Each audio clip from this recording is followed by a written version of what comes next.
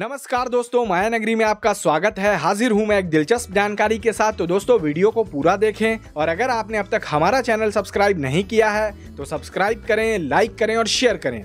मन्ना day के बारे में कहा जाता है कि जब कोई गाना उस समय की शानदार तिकड़ी किशोर, रफ़ी और मुकेश नहीं गा पाते थे तो उसे मन्ना डे से गवाया जाता था और मन्ना डे अपनी दमदार आवाज़ से उस गाने को अमर कर देते थे। भारतीय संगीत जगत के इतिहास में कई सारे सिंगर्स ने अपने गायकी से सभी का ध्यान आकर्षित किया।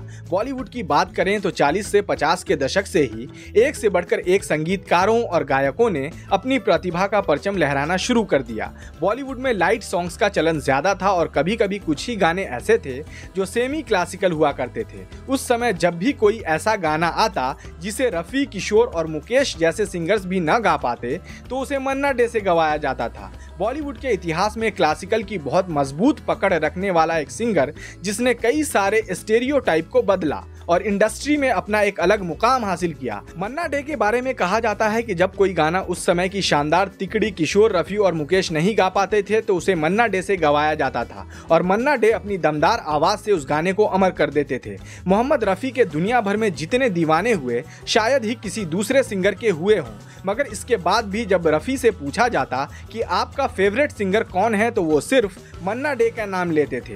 रफ़ी ने तो ये तक कह दिया था कि एक दौर ऐसा था जब वो सिर्फ मन्ना डे के ही गाने सुनना पसंद करते थे। पहले के जमाने में कुछ बड़े एक्टर्स ने अपना सिंगर्स फिक्स कर लिया था जिससे वो गाना गवाते थे, जैसे कि राज कपूर और मनोज कुमार सिर्फ मुकेश से गाना गवाते थे। ऐसा ही दिलीप कुमार और शम्मी कपूर अपने गाने रफ़ी साहब से गवाते थे और राजेश खन्ना, अमिताभ बच्चन जैसे दिग्गज सुपरस्टार्स के गाने किशोर कुमार के पाले में आते थे। मगर मन्ना डे के साथ ऐसा नहीं था। वो राजेश खन्ना से लेकर महमूद तक के लिए गाने गाते थे। करियर की शुरुआत में मन्ना डे जरा कंफ्यूज थे कि उन्हें करियर में आगे क्या करना है। मन्ना डे के पिता चाहते थे कि वो वकील बने, मगर मन्ना डे संगीत में करियर बनाना चाहते थे और बहुत दुविधा में रहने के बाद उन्होंने अपने मन की सुनी और संगीत में आगे बढ़ने की ठानी। वो राजेश खन्ना के बहुत बड़े फैन थे। उन्होंने तमाम इंटरव्यू पर यह बात कबूली थी कि उन्हें पर्दे पर राजेश खन्ना का अंदाज काफी भाता है। उनका ऐसा मानना था कि ऑन स्क्रीन किसी गाने पर राजेश खन्ना जैसे एक्ट करते हैं वैसा कोई भी नहीं कर सकता। मन्ना डे ने अपने करियर में कई सारे लाइट और सेमी क्लासिकल गाने गाए और उनकी खास बात यह थी कि वो हर तरह के गाने गाते थे।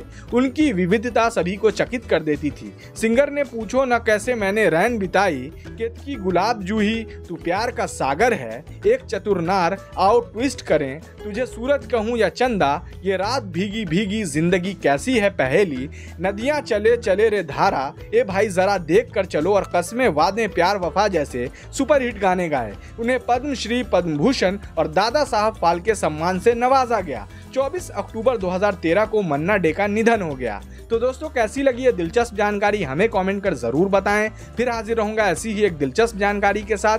बने रहिए माया नगरी के साथ। नमस्कार।